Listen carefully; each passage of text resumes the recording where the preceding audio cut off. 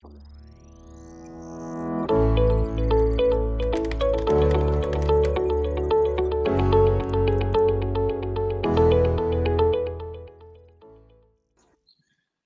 sejam bem-vindos ao Multicast número 40. Meu nome é Adriano Leite, sou responsável pela área comercial da Multi. Hoje eu vou bater um papo aqui com o Cássio Bruno. O Luiz Paulo Aranha está de férias, então a gente vai tocar aqui todos os tópicos que a gente costuma tocar. Bom, antes de mais nada, um ótimo 2023 a todos, que a gente tenha aí um ótimo ano aí com excelentes investimentos. Hoje é dia 9 de janeiro, são exatos 3 horas e 39 da tarde. Cássio, vamos lá, vamos manter a estrutura, então vamos começar com o global. Como é que você pode resumir o mês passado? Acho que a gente começa agora, né, a ver uma certa transição assim do debate, né, um pouco menos de preocupação com a inflação, e agora o pessoal tentando decifrar aí o ritmo de desaceleração da economia americana. Como é que está a sua leitura, né, nessa fase do ciclo? O que você espera assim, para 2023? Bom, começando pelo mês passado, acho que não dá para falar do mês passado sem falar de China, né? A gente vinha comentando sobre a reabertura. O mês passado foi um mês bastante importante de reabertura. Então, você trouxe à tona algo que parecia improvável, todo mundo achava que a reabertura seria devagar e basicamente o que foi feito na China foi praticamente um all-in. Você reabriu tudo, olhando assim a Expost, parece que todo mundo pegou e vamos ver como isso vai ser daqui para frente. Mas acho que o maior destaque do mês passado vem da reabertura chinesa, que tem implicações globais, obviamente, né? Então, acho que o primeiro destaque, acho que olhando também para o mês passado, algumas coisas importantes aconteceram. Acho que uma delas é a alta do minério, também ligado à China. Então, o minério estava ali por volta de $90, foi para $120. Então, os commodities, de certa maneira, foram bem, principalmente as metálicas. E aí, um destaque negativo vem de petróleo. E o petróleo aí descorrelacionou do resto. O petróleo teve um mês ruim, enquanto o resto das commodities tiveram um mês bem poderoso, assim, bem positivo. Então, correlacionado à China um pouco isso, olhando para frente, a China deve continuar com esse programa e deve reestimular a economia. Um ano muito fraco para padrões chineses, cresceu aí por volta de 2%. Quando a gente olha para os Estados Unidos, algumas discussões são importantes. Acho que a inflação ainda continua importante. A inflação nos Estados Unidos, ela tiveram 2 dados bons de CPI, então, tanto outubro quanto novembro. Deve sair aí nessa próxima semana aí o dado de dezembro, mas os dados têm vindo melhores, principalmente aí no real estate e aqueles setores que estavam muito fora do padrão, né? Então, principalmente carros usados e por aí vai, esses caras que estavam mais fora. Quando a gente olha, então, esses 2 dados foram positivos, o mercado ele parece ter feito um bottom, ficado ali, ele está meio tradando num intervalo menor, aguardando mais dados. O Fed ainda veio com uma discussão mais na linha ROC, né, mais na linha de segurar a taxa de juros por mais tempo, e o mercado já fazendo uma discussão de que está muito próximo do fim e até, eventualmente, nesse ano, os juros poderão cair nos Estados Unidos. Acho que um outro destaque positivo do mercado internacional veio na sexta-feira, que, lembrando que a gente faz isso dia 9 de janeiro, que foi o dado do payroll, né, que é o dado de emprego americano. Informações muito positivas do ponto de vista de desemprego, inflação do trabalho americano. Então, a maior preocupação hoje já é muito menos em bens, muito mais na inflação de mão de obra, e os dados foram positivos aí na última sexta-feira. Então, acho que a gente já começa a ver uma discussão nos Estados Unidos de passagem do próximo lado, passando para frente no ciclo. A discussão ainda vem do quão forte será a recessão, quanto tempo o juros vai ficar alto, mas a gente acredita aqui que vai ter altos e baixos nessa discussão. Tá bom. E aí vindo para Brasil, né? O Brasil está assim, um caldeirão, né? Principalmente político. A gente teve o evento ontem, né? No dia 8 de janeiro, lá da invasão dos manifestantes nos três poderes, que acho que é algo até que não... Acho que faz sentido a gente gastar muito tempo aqui falando, que acho que a gente vai precisar de mais informações aí para digerir. Mas, enfim, o mês passado, dezembro, acho que foi a mesma tônica que a gente vem tendo desde o final ali da virada de outubro para novembro, né? Com sinais muito pouco amistosos vindo de Brasília para o mercado com uma reação muito negativa e os ativos domésticos, né, operando aí sobre forte estresse, né? Então, falando um pouquinho de cenário Brasil, acho que olhando para o passado, uma coisa importante foi essa questão da montagem da equipe.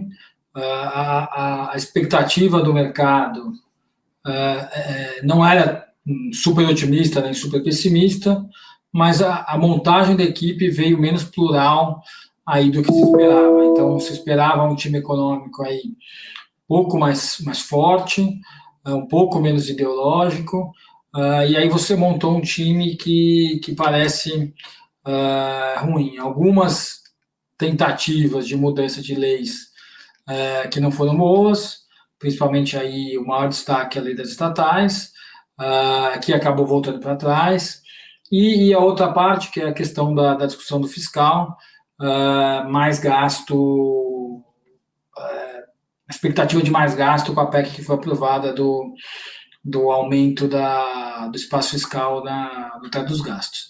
E com o detalhe de que você precisa de uma lei ordinária para mudar o teto dos gastos. Acho que esse é o primeiro ponto importante. E aí, no mês passado, acho que ainda na discussão, o mercado ficou com bastante medo do local e, em contrapartida, um mercado chinês muito positivo, como eu comentei. Então, teve uma grande divergência no mercado, as ações ligadas à China, principalmente a Vale, que tem um peso muito grande no índice, por volta de 20%, agora caiu um pouquinho no rebalanceamento, foi praticamente sozinha, segurou o índice, e as ações que não eram ligadas à China, mais ligadas ao mercado doméstico, tiveram um desenho bastante negro por conta dessa equipe. Quando a gente avança um pouquinho para frente a discussão, parece que um pedaço grande das notícias ruins vieram do campo econômico. Acho que existe alguma urgência de se mostrar algo fiscal, mas assim, tem que acompanhar. Acho que esse é o ponto mais nevrálgico para acompanhar como vai ser o fiscal aí no governo Lula. E outro destaque muito importante, que tem uma interferência muito grande nas empresas, é como vai vir a reforma tributária, algo que a gente está estudando. Ainda não tem muitas notícias. A principal notícia é que quem vai tocar a reforma tributária é Bernardo Api, que já tem 2 PLs, um no Senado e um na Câmara, baseados na reforma dele. Então, acho que esse é um tema que o Haddad reforçou que ele vem rápido e colocou alguém especialista nisso na equipe dele. Tá bom, a próxima pergunta eu vou fazer emendada aqui com a performance do fundo, que a gente tenta combinar as duas coisas, né? Então vamos começar com o Multi Capital Long Bias. Ele fechou o mês aí com um retorno negativo de 5,85%, versus um CDI de 1,12 e um Ibovespa aí de menos 2,45%. No ano, 4,41 contra um CDI de 12,37, uma bolsa de 4,69 em 12 meses, bom, igual o ano aí, não preciso repetir. Tem esse debate, né? Se muita coisa está no preço, ao mesmo tempo tem uma nuvem de incertezas, né? E aí vou fazer o deparo de como você vem trabalhando com o Long Bias, que é um fundo que tem mais flexibilidade no sentido de você poder ficar mais ou menos comprado, lembrando que o ponto neutro é um net de 50%. Como é que fecha essa equação entre preço, fundamento, trigger? É até uma pergunta muito comum quando a gente conversa com os clientes. Acho que o ponto mais importante para entender é que a bolsa, hoje no Brasil, é uma bolsa muito barata, né? Acho que esse é o primeiro ponto. As empresas têm, para um cenário em que a taxa de desconto cai um pouco, ou seja, o CDI é um pouco mais baixo, é uma bolsa muito, muito barata. Então, a gente incorporou esse juro real próximo de 10, aí, a gente está vivendo, se você pegar aqui o ano deve ser 5,60 para 3,75, algo como 8,5 com 9, coloca aí a gente num juro real muito alto, principalmente exposto baseado no CDI, e aí, colocando esse juro real alto, se a gente tem uma compressão desse juro real, a bolsa teria muito espaço para andar.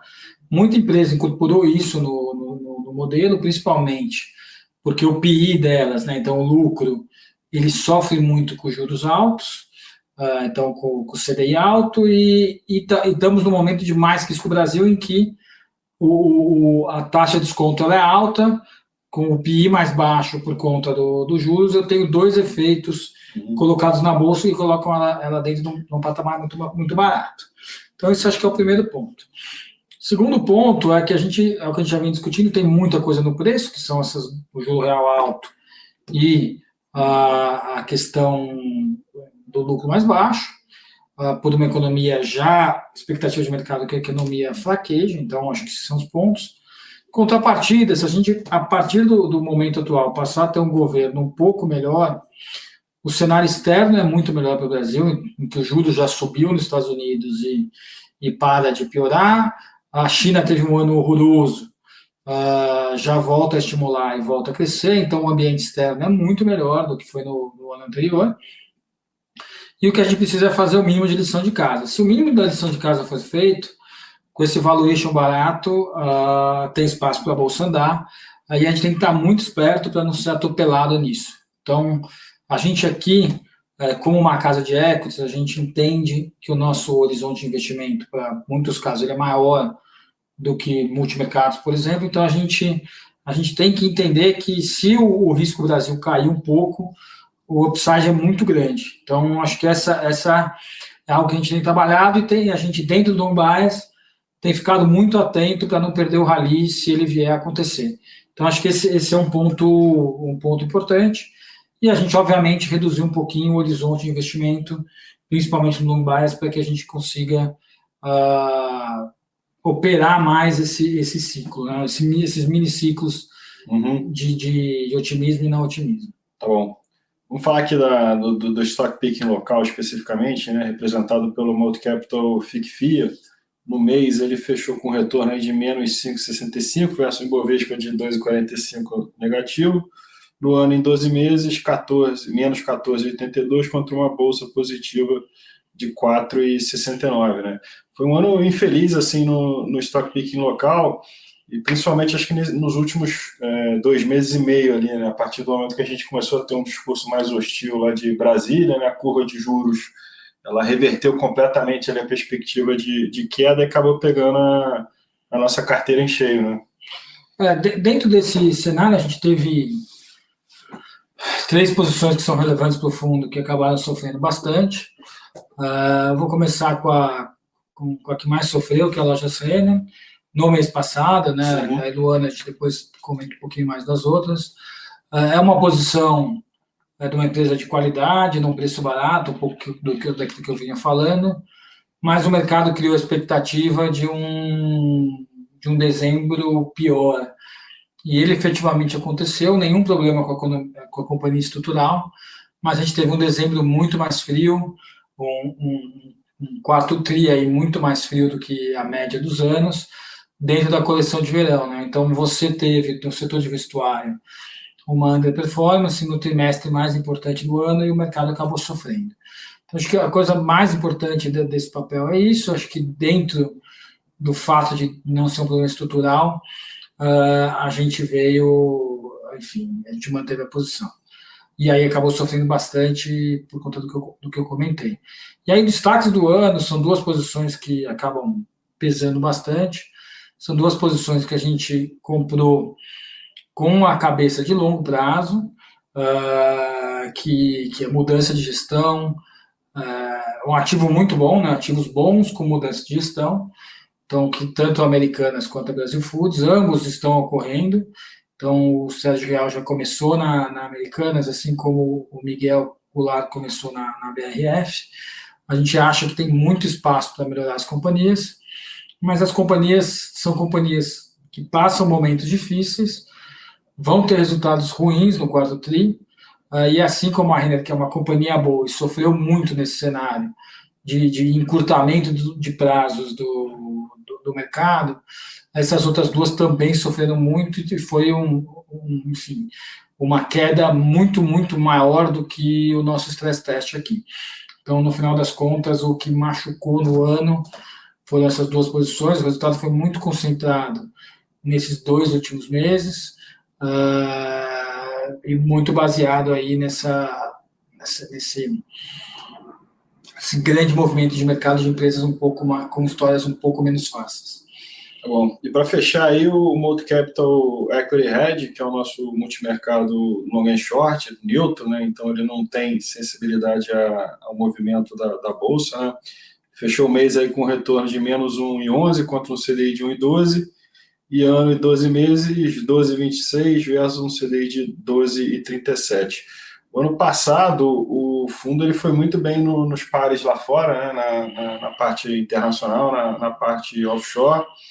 E nos últimos 3 meses aqui no Brasil, a parte local acabou sendo um detrator aí. Mês passado, acho que o que puxou aí para baixo, acho que foi a parte de varejo, né?